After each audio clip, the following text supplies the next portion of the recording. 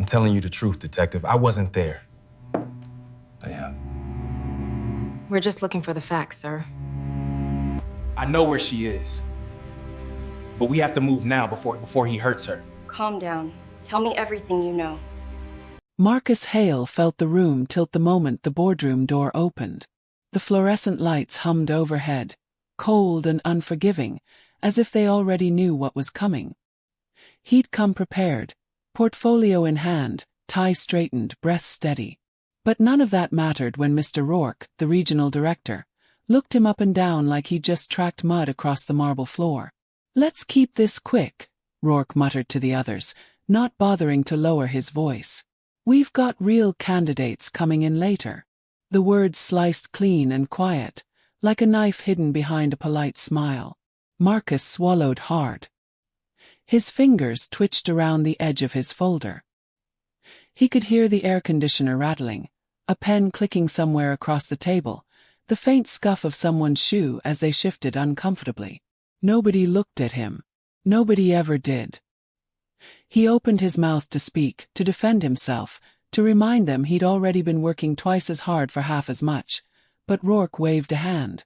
"Don't oversell yourself, son. Some roles just aren't a fit." Few snickers. Throat cleared.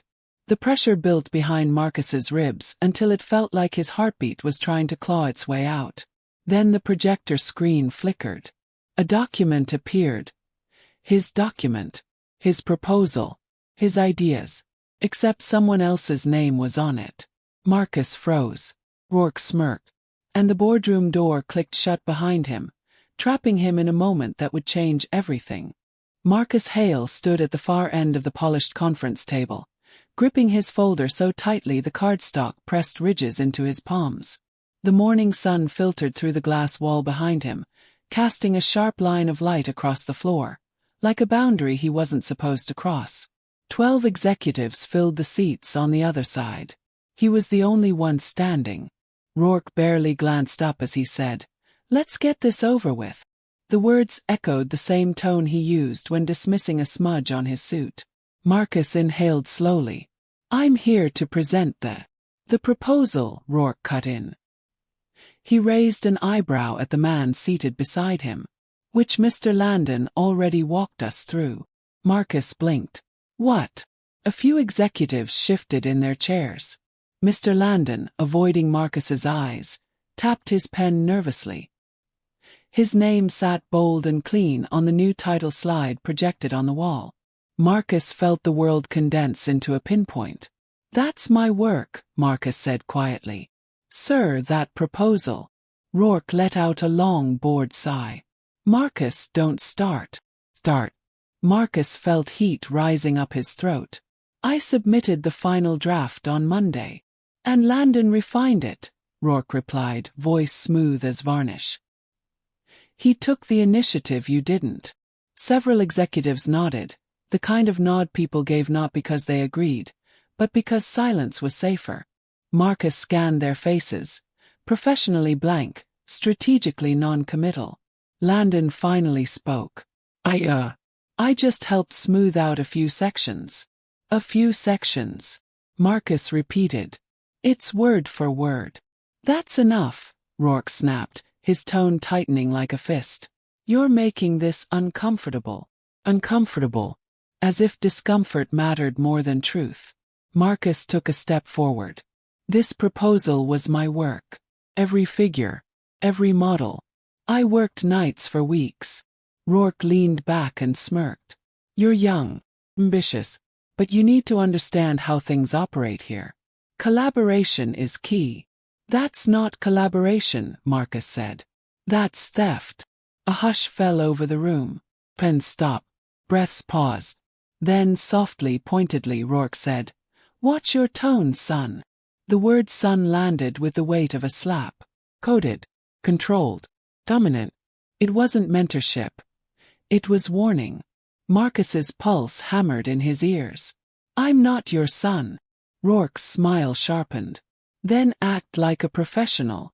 The projector hummed on, projecting Marcus's stolen work at 30 lumens of betrayal. He saw the slide outlining the long-term ROI projections. He recognized every formula, every insight. He'd built that model out of lived experience, knowing he had to work twice as hard to be noticed half as often. And Marcus, Rourke added casually, we'll need you to focus on support tasks this quarter. Helps you grow. Another euphemism for stay in your place. Marcus opened his mouth, but a soft whisper reached him from behind. Don't, Alina murmured. She stood near the wall, clutching her tablet like a shield. Her eyes were wide, not with pity but fear. Real practical fear. He swallowed hard. I deserve credit. Rourke shrugged. You'll get something on the next one. If you don't burn bridges first. Landon murmured. Maybe we can discuss this later, Marcus. No, Marcus said. We discuss it now. A silence fell so thick it seemed to coat the room. Rourke stood. The scrape of his chair was sharp, grating. Meeting adjourned. Executives rose quickly, like schoolchildren escaping trouble.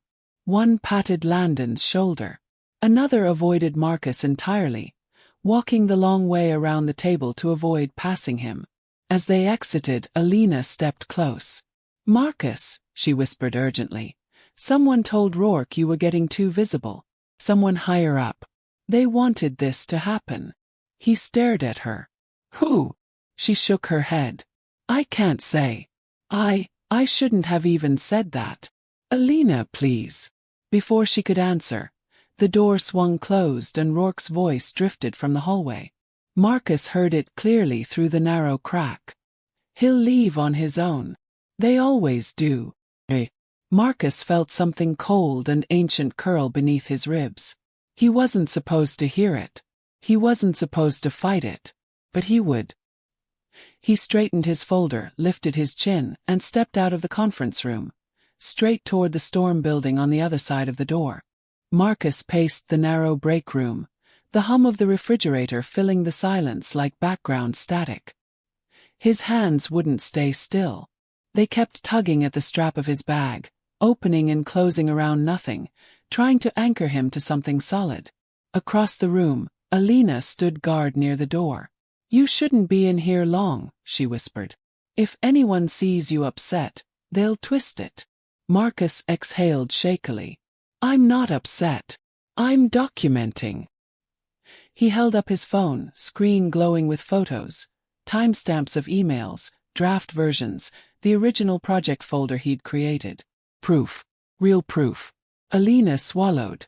Marcus, HR isn't going to help. They have to, he said. This isn't a complaint about someone stealing my stapler. This is my entire career.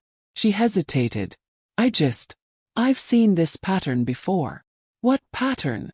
Her silence answered for her. Marcus locked his jaw.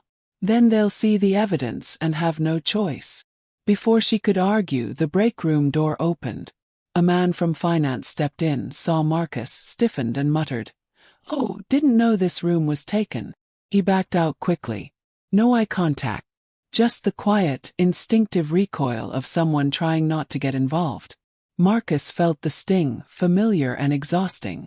Alina exhaled slowly. This place teaches people to protect themselves first. By pretending they don't see anything. Marcus snapped. She flinched. Not at him but at being forced to confront it. By pretending you don't see anything. He looked away. They always do, Rourke had said. The words echoed like a low drumbeat. Marcus forced himself to breathe, collected his notes, and headed for HR. The HR office smelled like lavender air freshener and hesitance. Everything was soft. Soft lighting, soft carpet, soft voices. It was designed to calm, to pacify, to absorb impact like foam. A buffer between harm and accountability. Marcus, said Ms. Grayson, the HR lead, with a rehearsed smile. How can we support you today? He took a seat. My proposal was stolen. Her smile tightened. That's a serious claim. It's not a claim. It's a fact. He placed his printed documents on her desk. This is the version I submitted. This one appeared today with another employee's name. She glanced at the pages but made no move to pick them up. Have you spoken to your supervisor about how the collaboration process works? There was no collaboration, Marcus said. Landon took my work and... We try to avoid accusatory language, she interrupted gently. It sets the wrong tone. The wrong. Ms. Grayson, someone stole. Marcus, she said softly, folding her hands. Work product belongs to the company. Authorship can get complicated. He felt heat crawling up his neck. This isn't complicated. My name was intentionally removed. We'll look into it, she replied. How long will that take? She sighed. We can't give an exact timeline. He stared at her, stunned. Do you understand what this means for my performance review? For promotion opportunities? For future projects? Let's focus on de-escalation, she said, voice as smooth as polished marble. You seem very emotional. He blinked. Of course I'm emotional. Her pen paused mid-click. Perhaps, she said carefully, you should take the afternoon to cool down. There it was. Pivot. The quiet framing of him as the problem. The file note she could write later. Employee was agitated. Marcus stood. I want this documented as a formal grievance. She hesitated, and that hesitation was louder than any refusal. I'll note your concerns, she said finally. But we encourage informal resolution first. Informal resolution means nothing when the person in power is the one who stole from me, Marcus said. Document it. Her smile didn't break, but her eyes did. Very well. He walked out before he said something he couldn't take back. The hallway stretched long and quiet. As Marcus stepped out of HR, two co-workers at the far end suddenly broke off their conversation. One pretended to check their phone. The other drifted in the opposite direction. Marcus murmured, Unbelievable. They're scared, a voice said behind him. He turned. It was Daniel from IT, someone who usually kept to himself. Scared of what? Marcus asked. Losing their jobs, Daniel said. Or getting the same treatment you're getting. Marcus stared at him. Is that what this looks like? Daniel gave a sad smile. It's what it always looks like. For a moment Marcus thought Daniel might say more, but the man glanced nervously down the hall and stepped away. Good luck, man. Good luck. As if luck could fix systems built to operate exactly as intended. Marcus slipped into an empty stairwell, needing the concrete quiet. He sat on the step, head in his hands. Patterns. The word lingered. He remembered the first time he noticed it, 3 years ago, when he'd suggested an improvement during a team meeting and Rourke said, Let's hear from someone with more experience, then praised the exact same idea when it came from a white colleague 10 minutes later. He remembered Landon accidentally leaving Marcus off email chains. The invisible barrier in every conversation. The assumption that he was junior even when he wasn't. The way praise always slid away from him like oil on glass.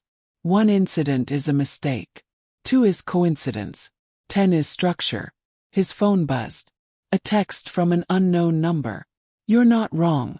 But you're not safe either. Don't trust the process. Evidence is your only protection.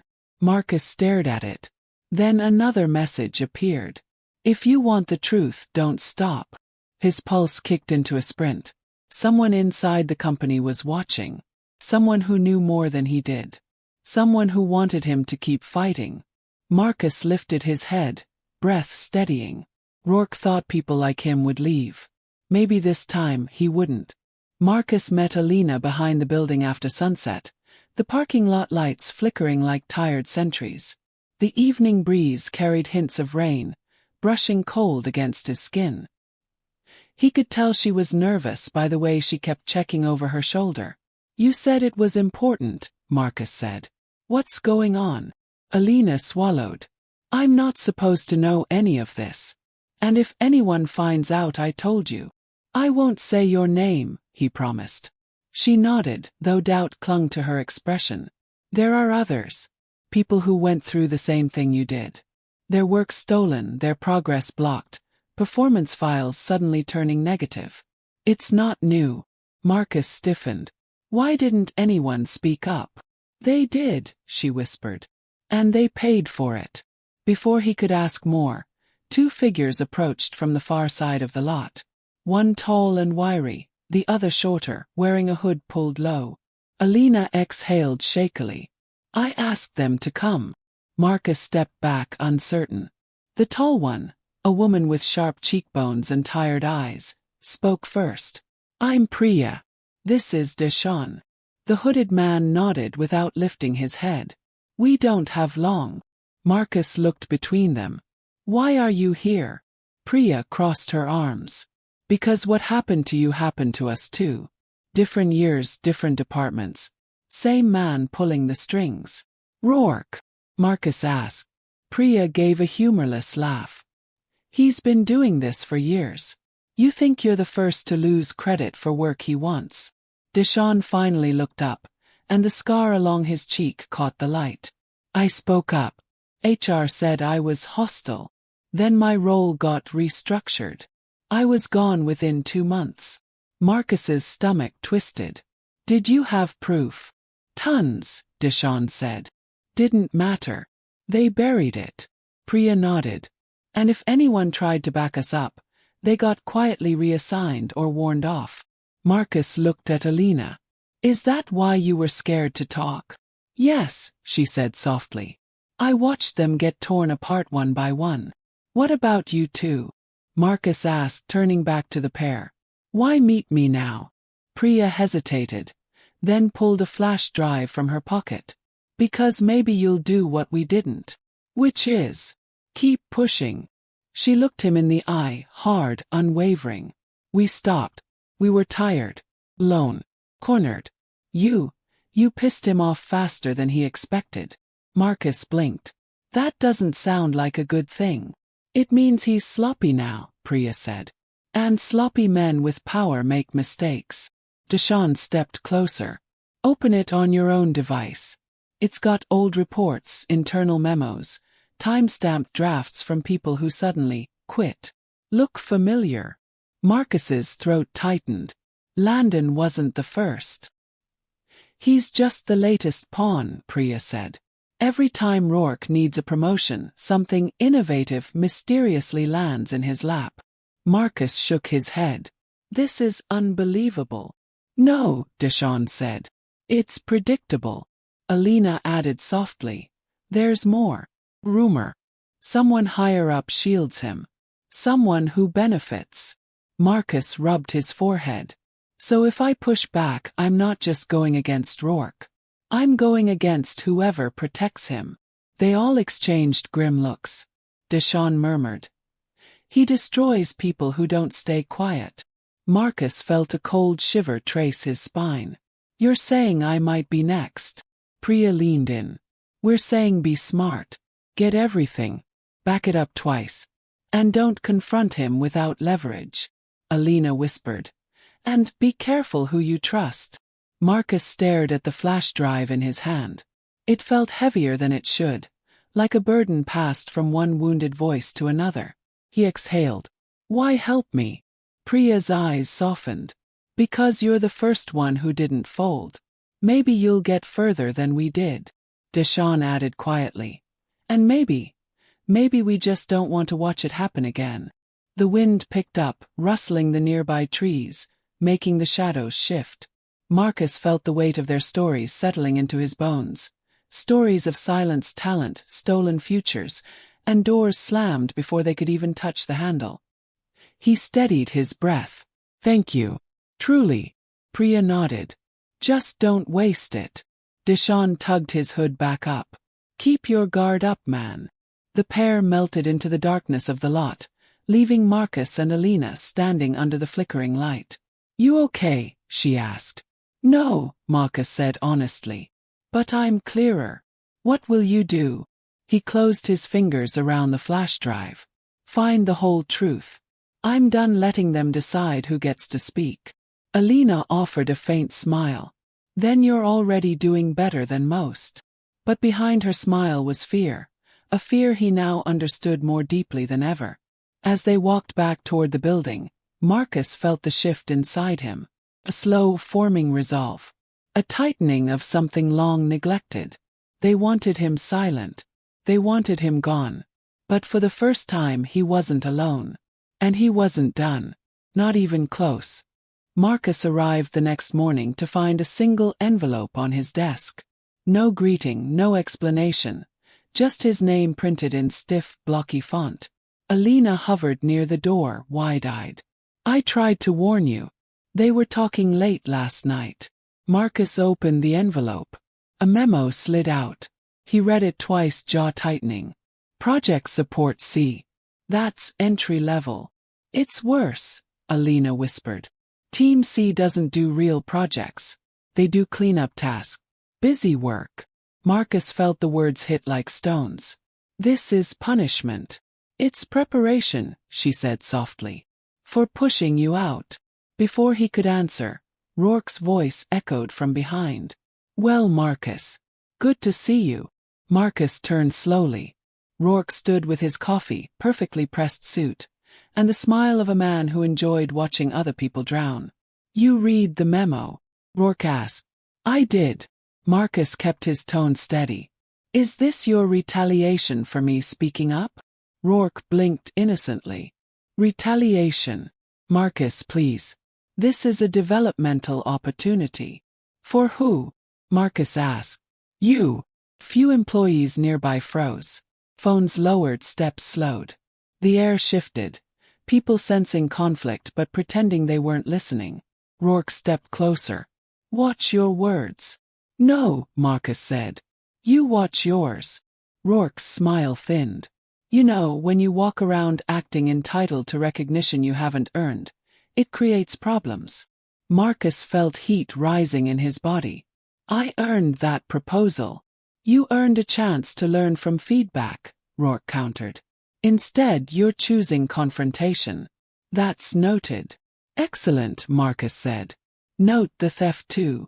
Rourke's eyes sharpened. Theft is a strong word. It's the right one.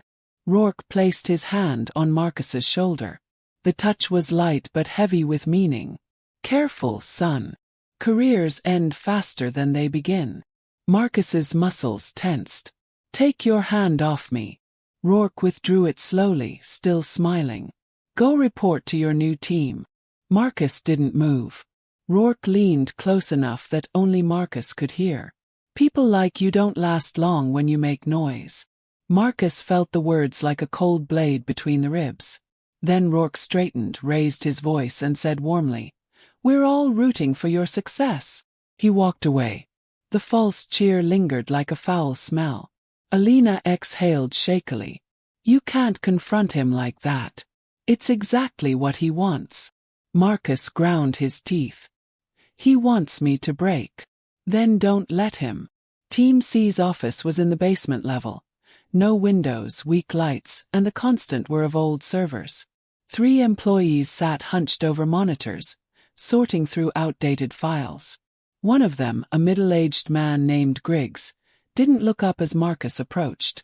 You the new one. Marcus, hail. Griggs pointed at a chair. You're on archive verification. Everything here's a mess. No deadlines. No expectations.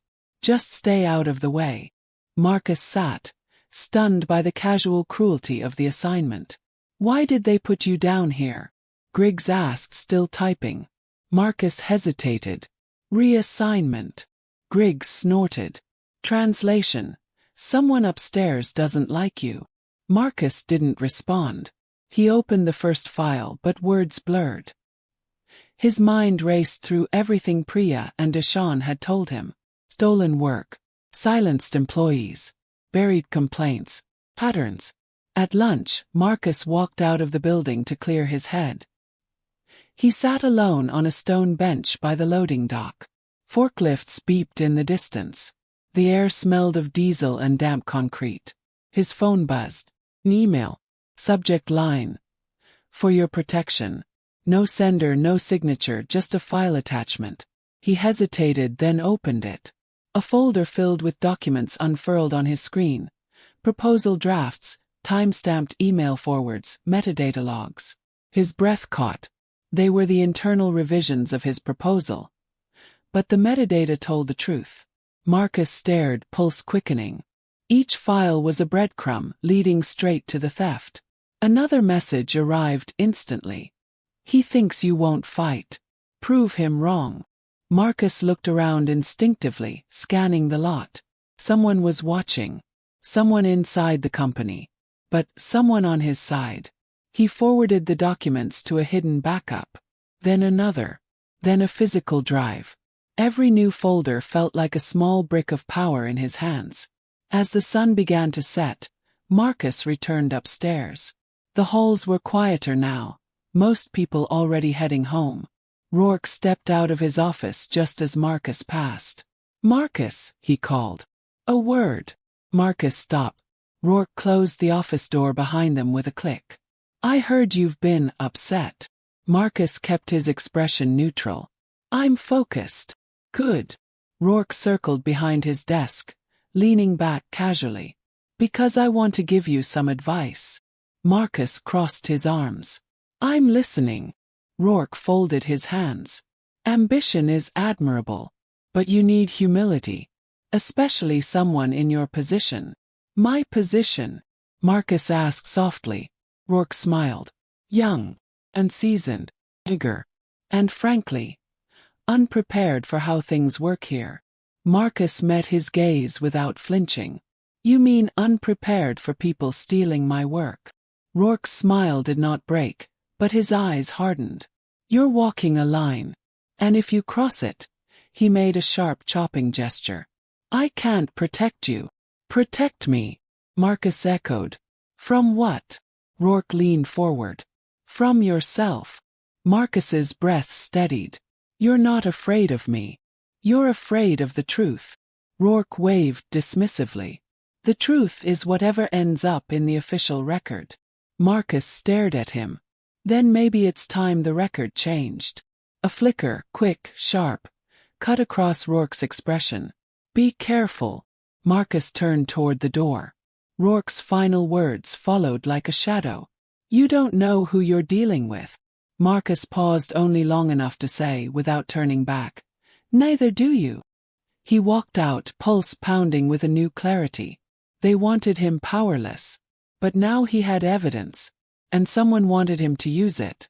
The storm was no longer coming. It had already begun. Marcus stood in the glass-walled meeting room, palms flat against the cool tabletop. The office buzzed on the other side of the door. Phones ringing, keyboards clacking, people pretending not to stare. It was the kind of quiet chaos he used to get blamed for just by existing. Now they waited for him to speak. Across from him sat the man who had once held his future between two fingers like a crushed paper cup. Mr. Holden. Back then, Holden's voice had been the law, and Marcus had been the easy target. "A nobody," he'd said.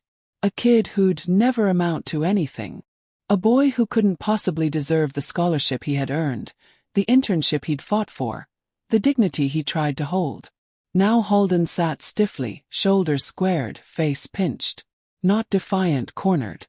"Marcus," Holden said, clearing his throat. "Let's start over. There's clearly been some misunderstanding." "There wasn't a misunderstanding," Marcus replied. His voice was steady, low. "Not then. And not now." Holden swallowed. Behind Marcus, his assistant, Talia, waited with a tablet. She didn't speak, she didn't need to. Her presence alone shifted the air. She'd witnessed every step Marcus had taken here. She knew more of the story than anyone else at this company. Marcus didn't want revenge. He wanted truth laid bare and accountability placed where it belonged. He clicked the remote. A screen behind him lit up with records.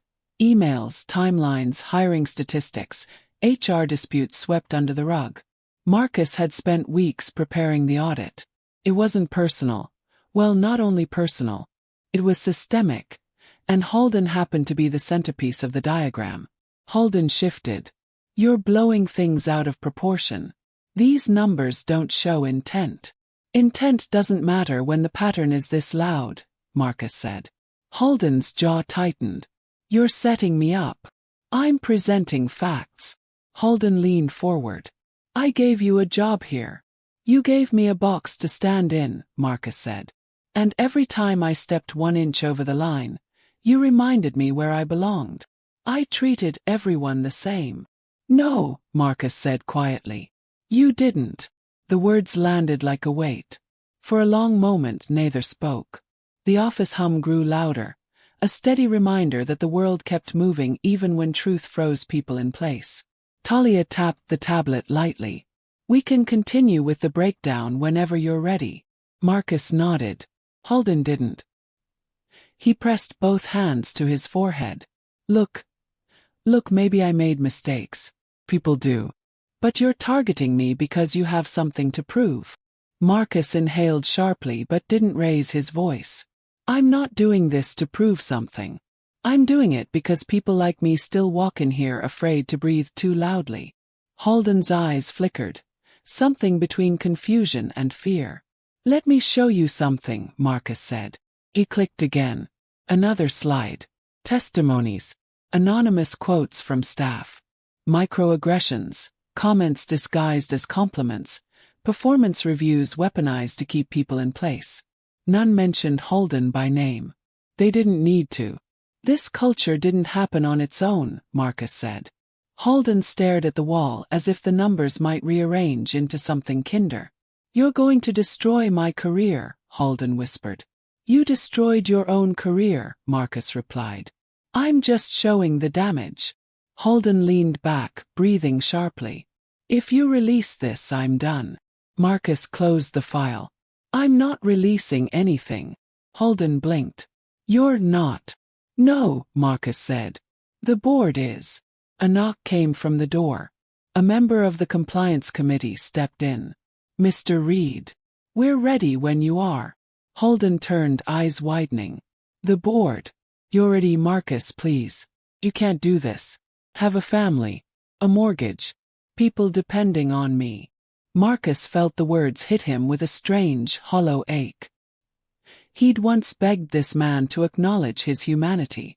To see his mother working 2 jobs. To see his potential. His ambition. His exhaustion. But Holden hadn't cared then. And Marcus wasn't here to trade suffering. You'll get a fair hearing, Marcus said. That's more than I ever got. Holden's face twisted. Not with anger, but with something Marcus had never expected to see from him. Fear. Real fear. Marcus stepped away from the table. Talia walked beside him. As he reached the door, Holden's voice cracked behind him. Wait. Marcus stopped. Holden didn't stand. He just lowered his head. What if I apologize? Holden said, barely audible. Would it change anything? Marcus turned. There's no apology for what you built, he said. But you can tell the truth. You can help fix what you broke. Holden stared at him, searching for some angle, some crack in the armor. There wasn't one. Marcus nodded to the compliance officer. Let's go. As he stepped out, the hallway lights flickered slightly. A mundane electrical glitch, but it felt like a shift in the air. Turning point.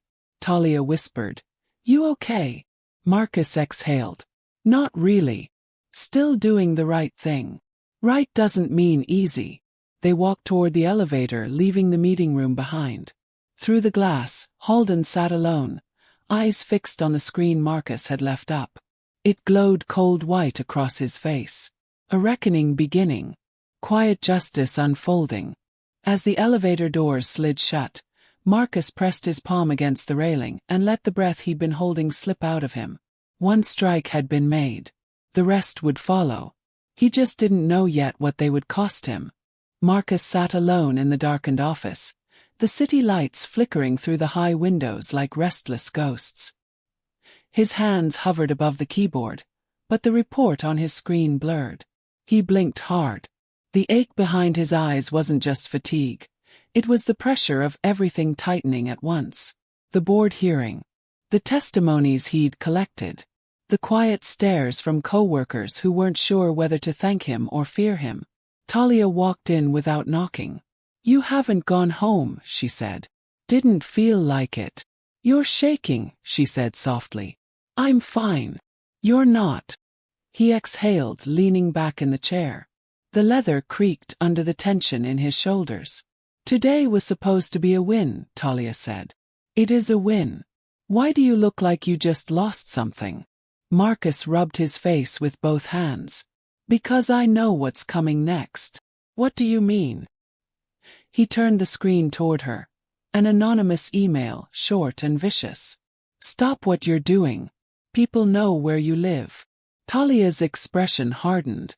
You need to report that. It won't matter, Marcus said.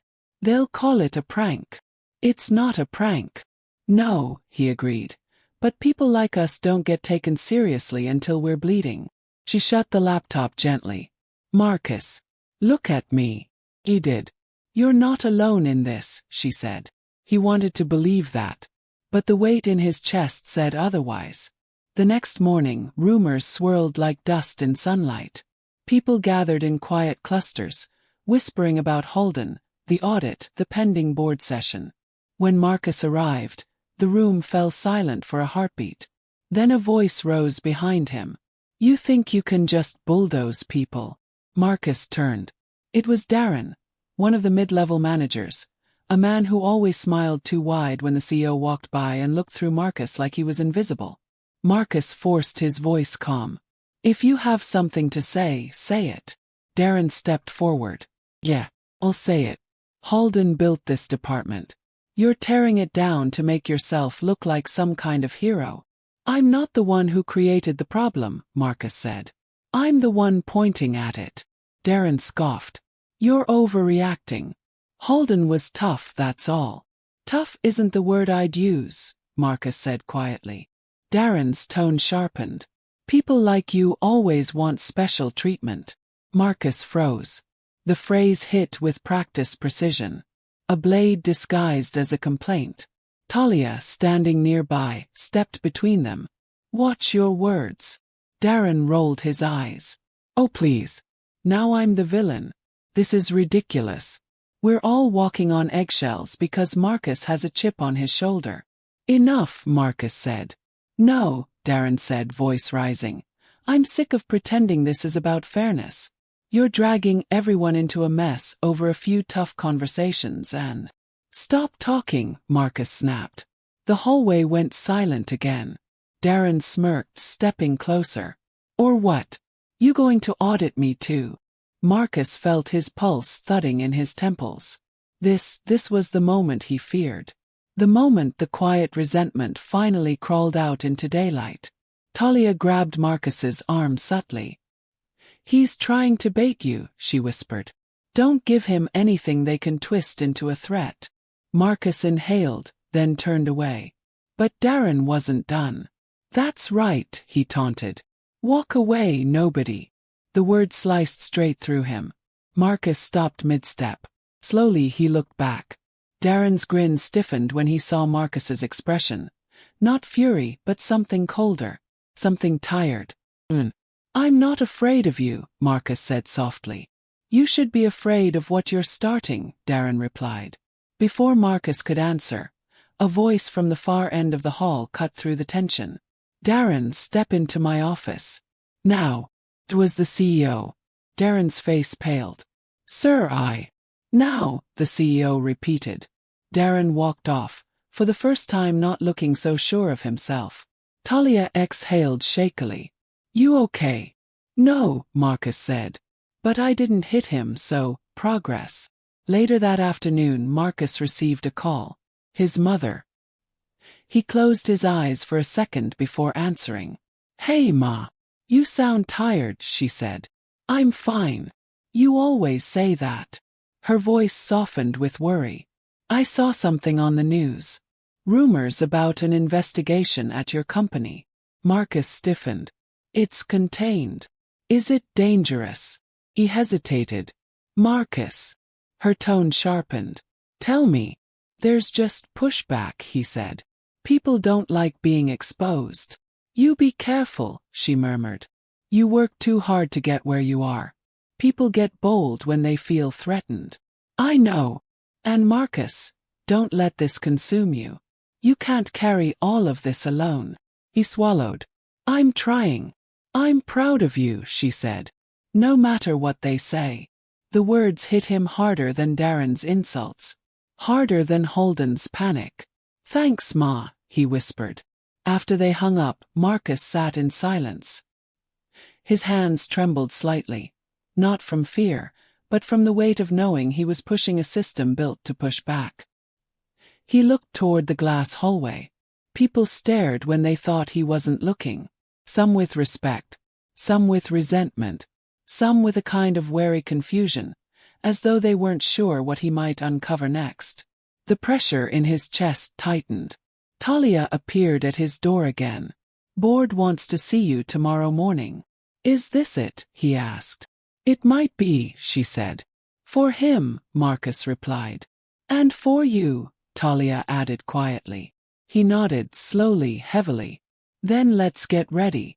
But as she left, Marcus pressed his palms to the desk, breathing through the rising tension. He was changing the system. But the system was changing him too. And he didn't yet know which part of him would still be standing when the storm was over. The boardroom was colder than Marcus expected. Not physically. Just in the way people sat straighter, talked quieter, breathed less. The long polished table reflected fluorescent lights like a pale river cutting the room in half. At the far end sat the board members. On one side the compliance committee. On the other Holden. His face looked smaller today. Uneasy.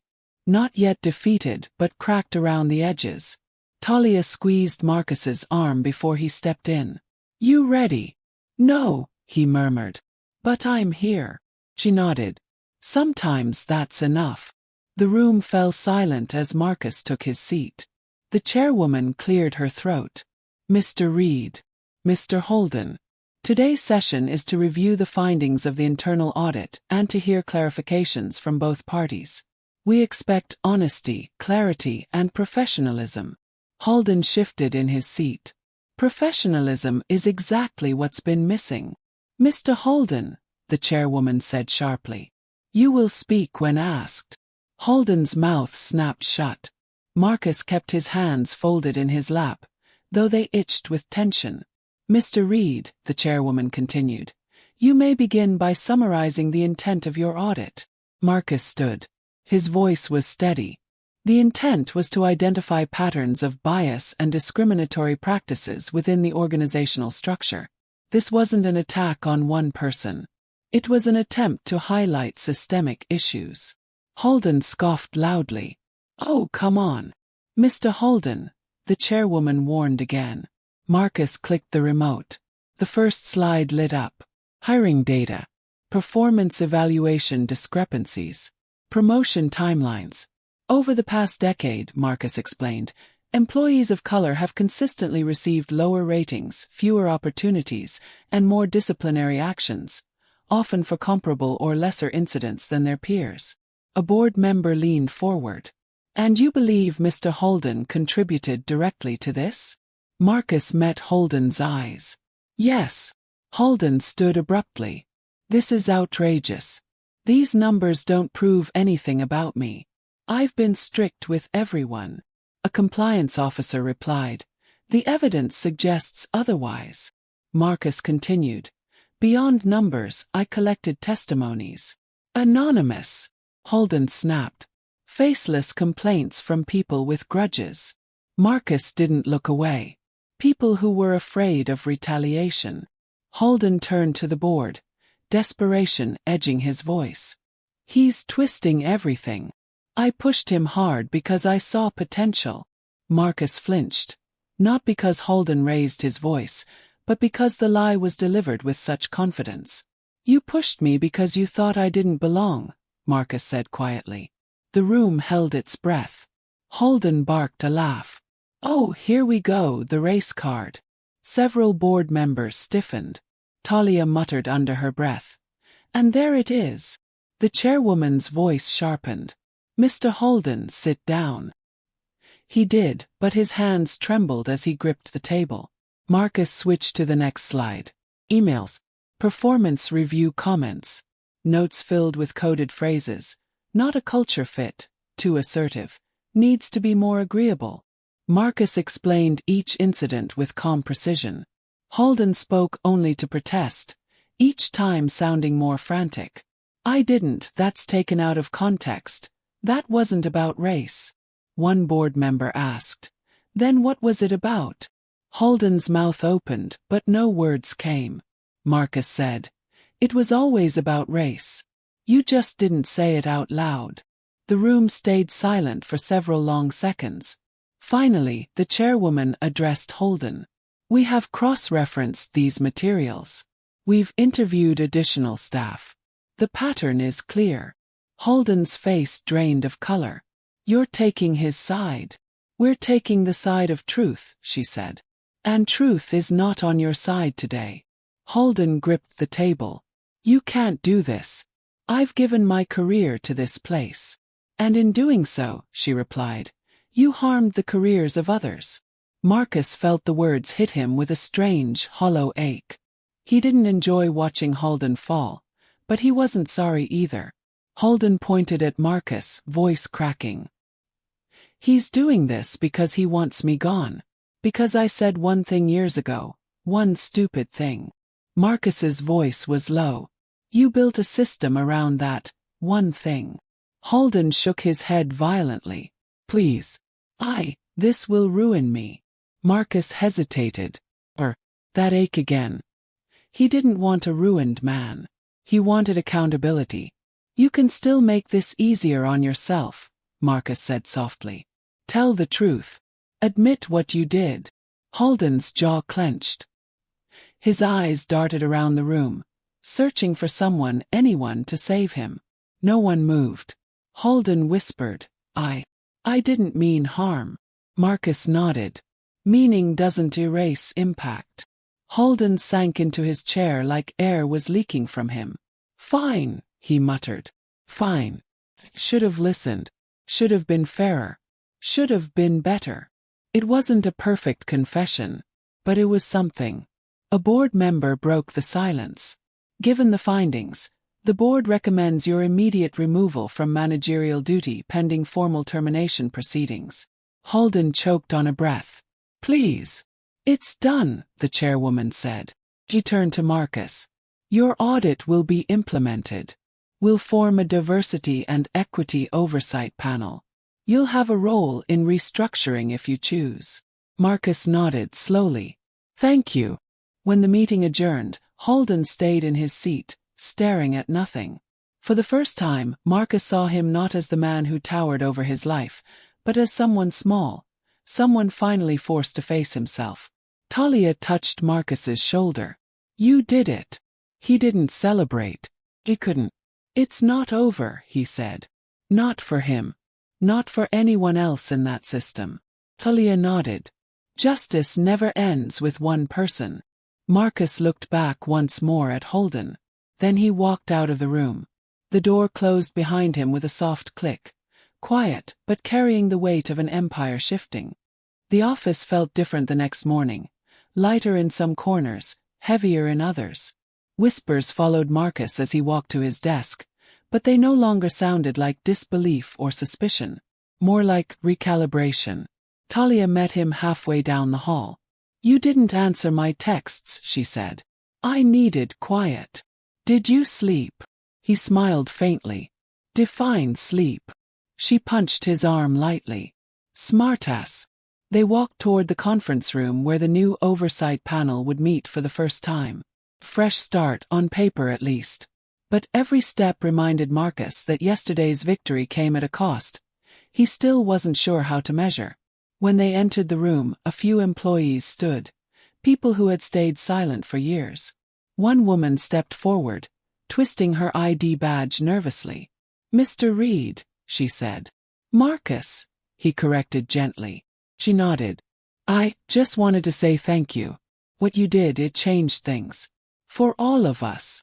Her voice trembled with something that wasn't fear. More like relief. Marcus swallowed. I didn't do it alone, he said. And this isn't finished. We know, she said. But it's a start. Others murmured agreement. Some offered nods, small smiles, tiny gestures that meant far more than applause. Marcus sat down, trying not to let emotion break through the professionalism he still needed to hold. But a warmth spread through his chest anyway. The kind that didn't come from victory, but from connection. The meeting began. Discussions, plans, reforms, policies that should have existed decades ago. After 2 hours, the panel adjourned. People filed out with a cautious but real sense of movement. Once the room was empty, Talia closed the door quietly. "You did good in there," she said. Marcus leaned back, exhaling. "I'm exhausted. That's how you know it's real." He looked out the window, watching the city pulse far below. "I keep thinking about Holden," he admitted. "About the look on his face." "You're not responsible for his downfall," Talia said. "He built that himself." "I know," Marcus said softly. "But I also know what losing everything feels like. I know what it's like to be told your life doesn't matter." Talia crossed her arms.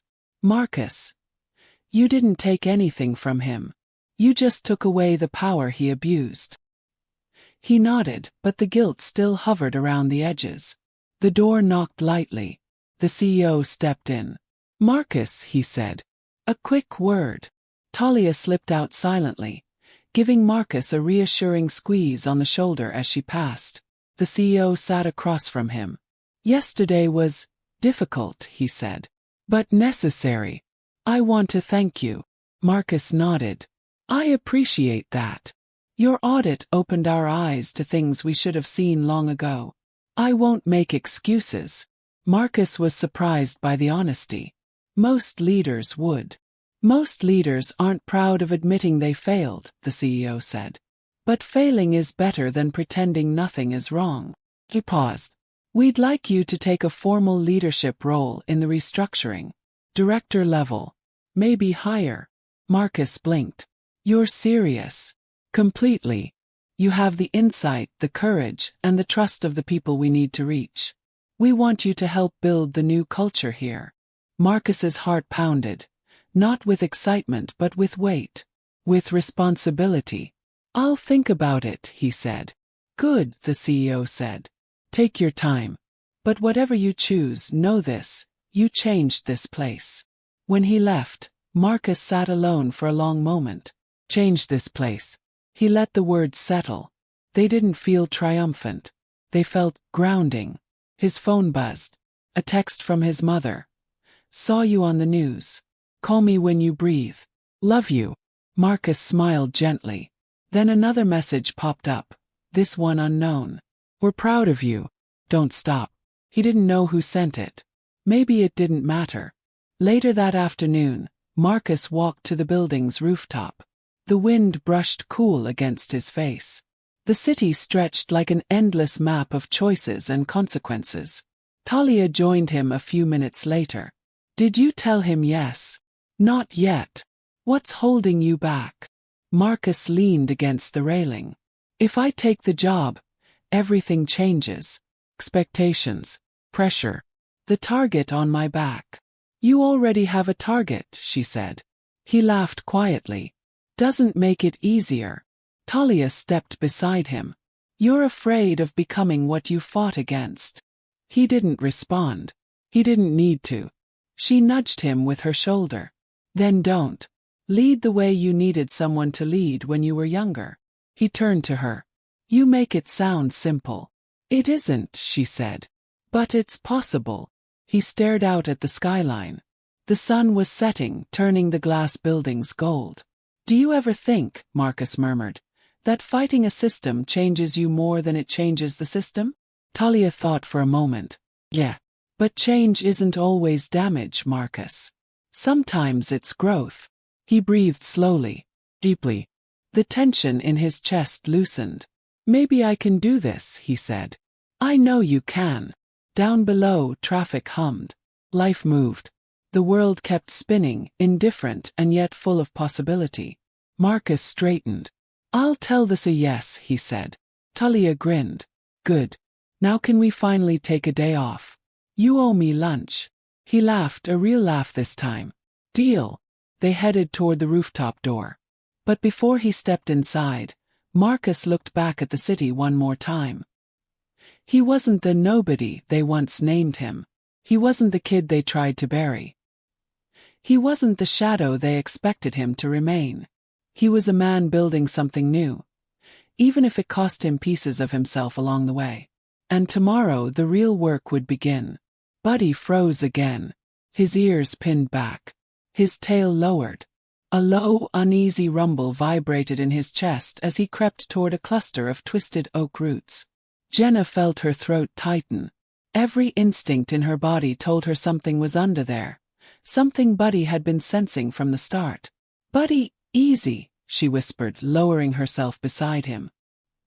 He sniffed the roots, then began scratching fast, frantic, like the earth itself was calling him.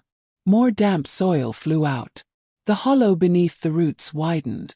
Jenna leaned closer with her flashlight. Then she heard it. Faint, shaky exhale. Human breath. Jenna jerked back, heart hammering. "There's someone alive in there," she yelled, scrambling for her radio. Buddy barked wildly, pawing at the hole, refusing to stop. The breathing grew louder, desperate, like someone trying to stay conscious. "Hang on. We're getting you out," Jenna shouted. But just as she reached in, a weak voice whispered 4 words that made Buddy whimper. "He left me here."